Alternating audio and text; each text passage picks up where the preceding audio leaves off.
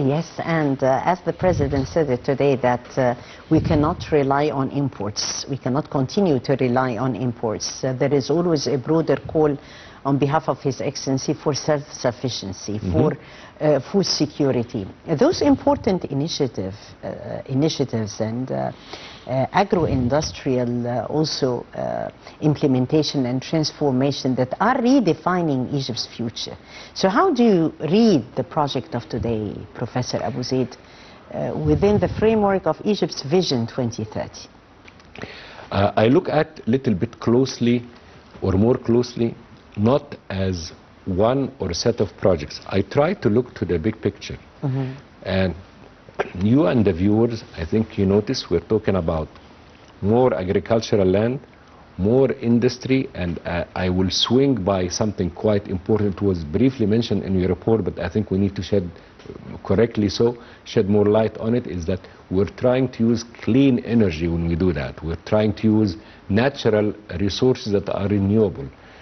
Because if we do everything we want the same all the way we've done them in the past, then we'll create more waste, and we will transfer to the other or upcoming generations problems that they have to deal with, which we are trying not to do.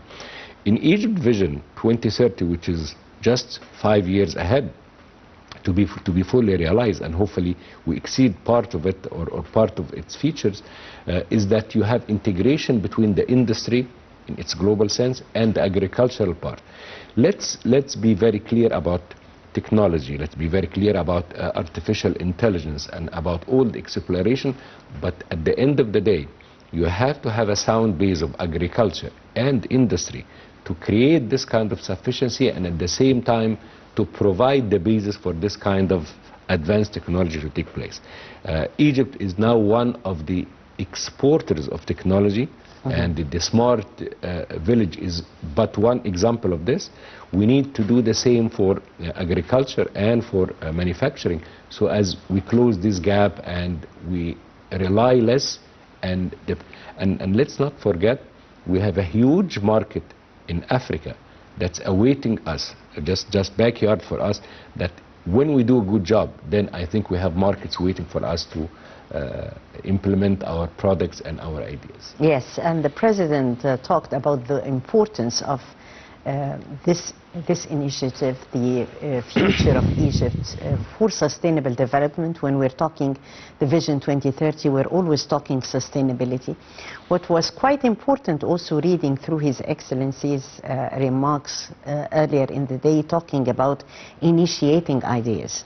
Because he talked about, like, I'm speaking to the government, speaking to investors, and anyone who can help us implement those ideas. So, depending also on the youth who are at the university and elsewhere, serving as think tanks, training in that field as well, and the preparation of future leaders, that is the responsibility of the university. One of the several bold and courageous steps that have been taken. You recall maybe a year ago or so, when His Excellency the President was talking about education and the qualifications of the new generation.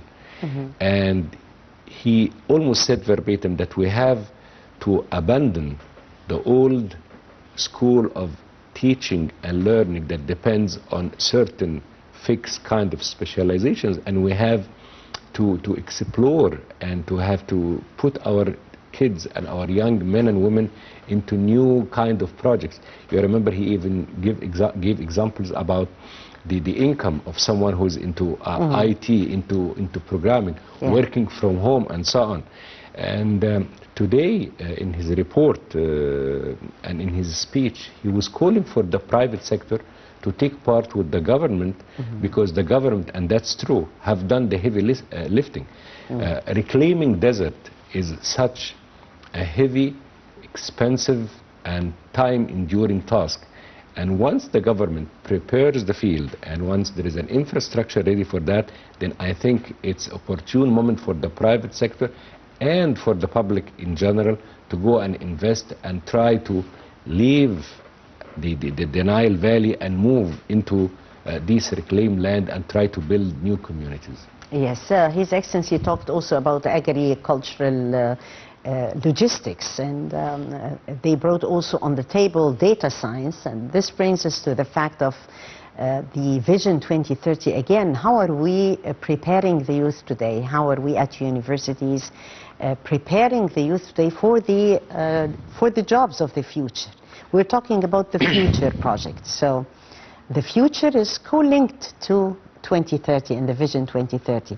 How are we doing that at universities today, Professor?